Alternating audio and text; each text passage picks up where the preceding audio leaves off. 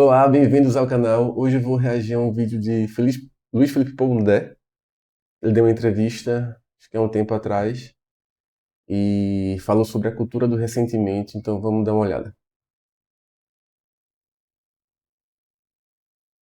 Porque foi criada uma cultura em que muita gente acha que o mundo deve alguma coisa. Humanidade. Que sempre tem, Qual o maior ressentimento da humanidade? que sempre tem alguém mais rico do que você.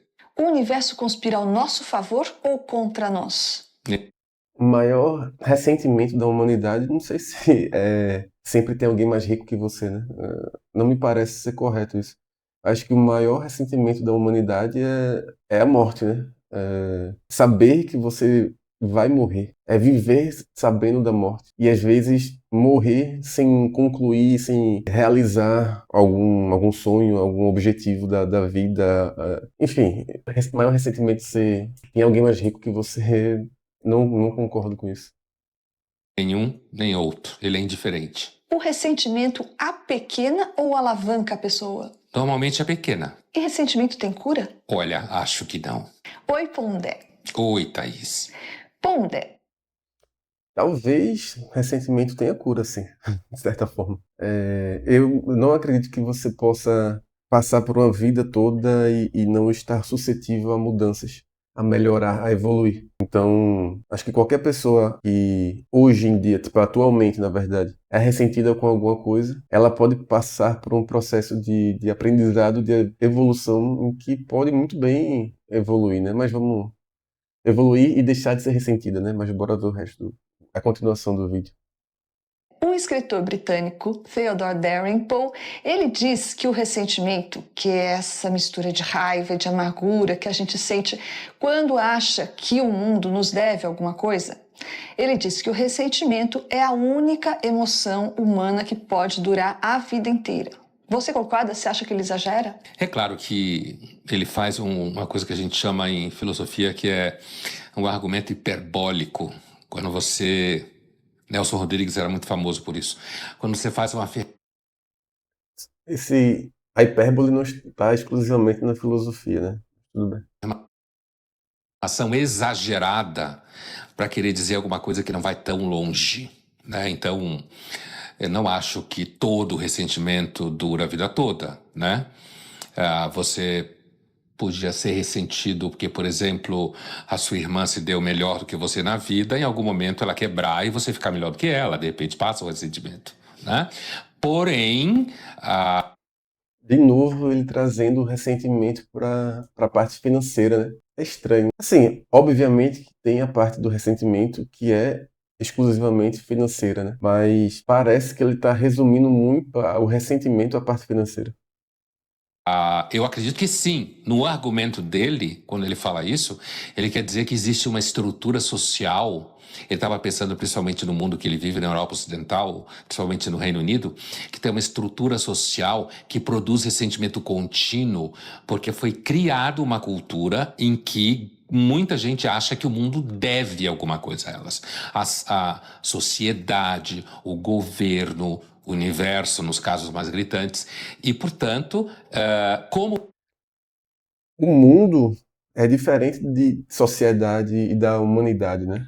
Dizer que o mundo lhe deve alguma coisa, na minha concepção, é extremamente equivocado, mas a sociedade, eu acho sim que lhe deve alguma coisa. A sociedade, de certa forma, lhe moldou, né? Você vive dentro de uma cultura, você vive dentro de uma civilização que preza por tais valores morais, né? Enfim, você está dentro de um contexto. Então, assim como a sociedade espera que você siga esse contexto, você também, de certa forma, pode esperar, sim, retorno da sociedade, né? A gente tem direitos e deveres, né? Então, esses direitos, inclusive, já são pontos que você espera da sociedade, né? São os seus direitos. Completamente compreensível você esperar algo da sociedade. O mundo, não. O mundo em si é uma entidade natural que não deve nada a ninguém. você nunca vai ter tudo que você quer quando você começa a funcionar nessa chave de ressentimento.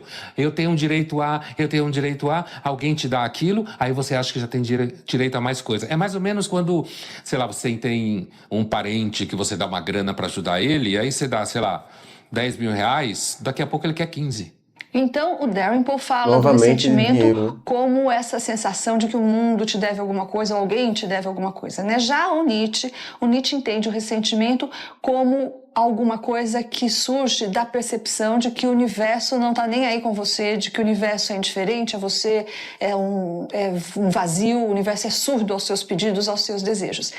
De que tipo de ressentimento o Nietzsche está falando e o que tem a ver esse ressentimento do Nietzsche com o ressentimento moderno do qual você acabou de falar? Olha, o Nietzsche é considerado o filósofo que descobriu o ressentimento, né, como problema filosófico. E para ele, como você bem descreveu, é o ressentimento cosmológico, quer dizer, é a nossa relação com o universo. A gente tem uma expectativa que o Sol exista para nos aquecer. A gente tem uma expectativa de que os planetas estejam envolvidos com o nosso destino, como no caso da astrologia, por exemplo. A gente tem a expectativa de que as coisas são do jeito que são, porque nós temos um papel dentro delas, envolvendo inclusive toda a história do planeta e tal.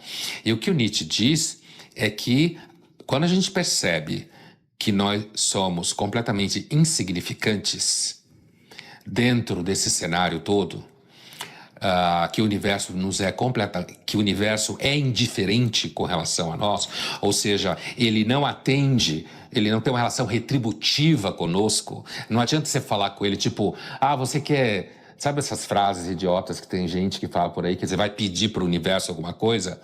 Vai na praia, fala com uma pedra. Isso é o universo, um monte de pedra e areia, vagando pelo vazio.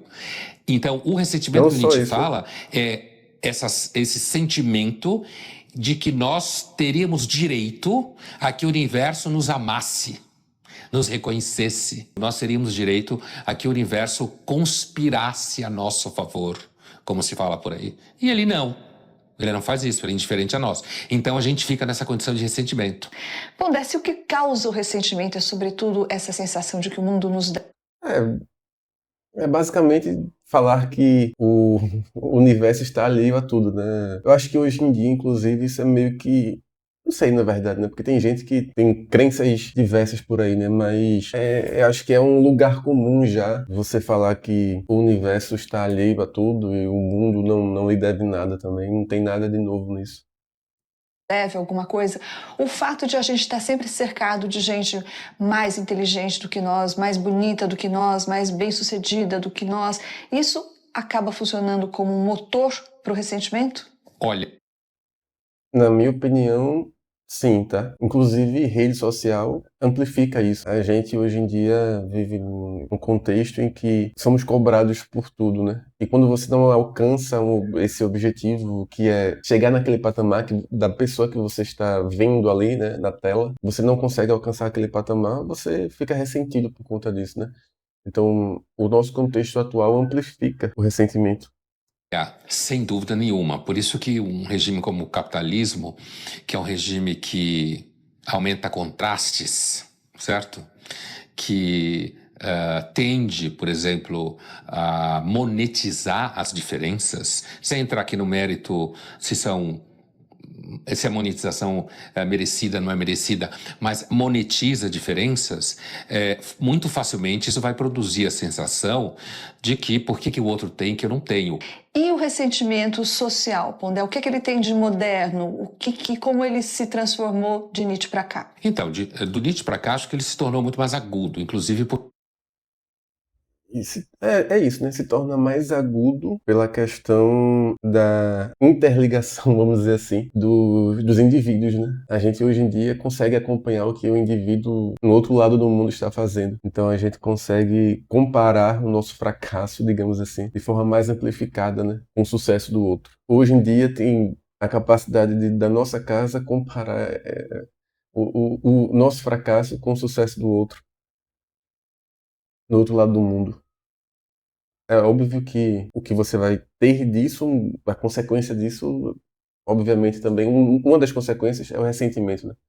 O ressentimento de porque não ter feito a mesma coisa que aquela pessoa está fazendo, porque não ter tido aquela ideia antes, porque não fazer de outra forma algo que você pensou, né? Uma decisão que você tinha que tomar. porque hoje você tem mais visibilidade das diferenças, você tem mais visibilidade das oportunidades perdidas ou negadas, né?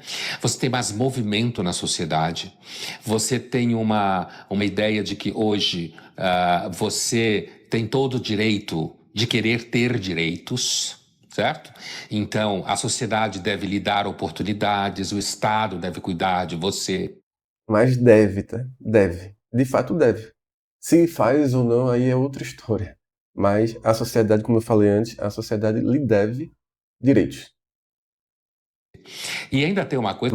Mas cabe a você também não ficar dependente desses direitos apenas, né? Imaginar que a sociedade lhe deve isso, aí você tem que esperar só isso dela e não fazer a sua parte também. Não é o caso. Tem que fazer a sua parte, mas sim entender que a sociedade lhe deve também. Você tem os seus direitos. Que é o seguinte, com essa visibilidade gigantesca, esse processo de, é uma palavra que não existe, transparisização, que não existe, de tornar tudo transparente, faz com que as pessoas consigam continuamente ficar se comparando com os outros, e na medida em que, como dizem os teólogos, a política e a expectativa social tomou o lugar da graça, no mundo teológico, cristão, clássico, a graça é aquela que redime o mundo. Quando você entra num processo radical de secularização, não existe mais Deus para redimir o mundo, mesmo que você acredite nele, não é dele que você espera que vai redimir o mundo, salvar o mundo. Que vai salvar o mundo é o modo como a gente se relaciona, é a sociedade e a política. Daí a expectativa que o modo como as pessoas se relacionam dê a todos o que todo mundo tem direito. Como se todo mundo tivesse direito a tudo. Isso é uma invenção histórico-social que eu não estou negando que aconteceu e que inclusive pode ter bons efeitos políticos, né? Mas que atravessa a sociedade hoje a ponto de um monte de gente achar que tem direito a absolutamente tudo. Os americanos inventaram que a gente tem direito à felicidade? Só voltando um pouco, você disse. Acho que seria redundante de novo, né, em falar sobre isso. Mas discordo dele aí que eu acho que sim, a gente pode esperar os nossos direitos da sociedade, enfim. Mas é isso, eu vou parar por aqui. Se você gostou, curte aí, compartilha, comenta, se inscreve também no canal, canal novo. Estou tentando. É o meu segundo vídeo agora, então se você gostou, faz esse clichê aí do YouTube, beleza? Até o próximo vídeo. Tchau.